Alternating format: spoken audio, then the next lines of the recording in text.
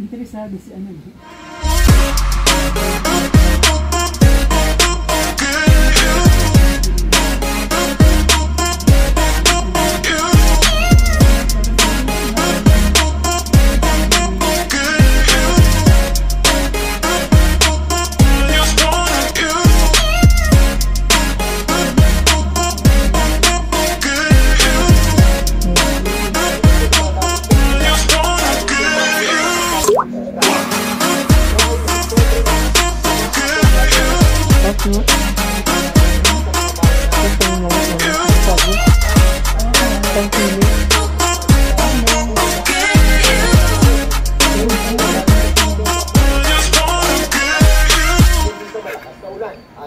Ito,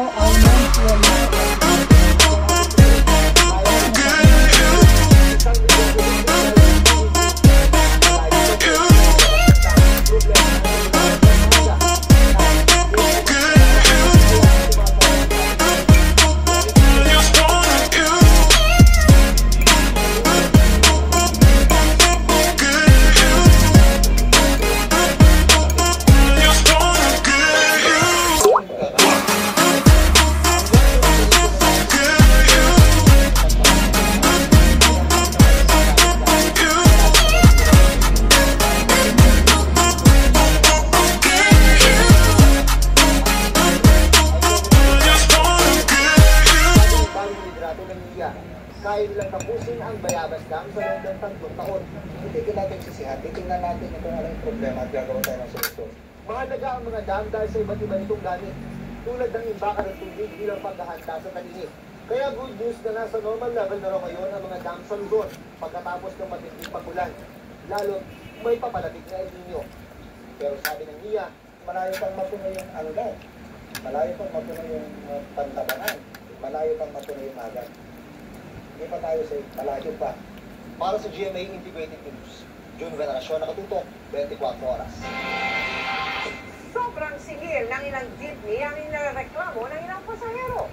Nakapako ito, malayo man o malapit ang destinasyon. Kaya halos doble na raw ang binabayad ng ilan.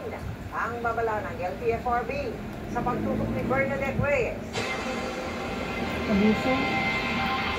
Sa kwento ng mga pasahero dito sa EDSA Shaw Boulevard sa Mandaluyong, fixed rate na raw ang sinira ng ilang jeepney driver, malayo man o malapit ang biyahe. Ganito raw ang araw-araw na dinaranas ng estudyanteng si Nads. At sa halip raw, mailaan sa ibang gasto sa eskwela, sa pamasahe na pupunta ang malaking bahagi ng kanyang budget. Malayong malapit po, yun nga po, 35 pesos po, minsan 60.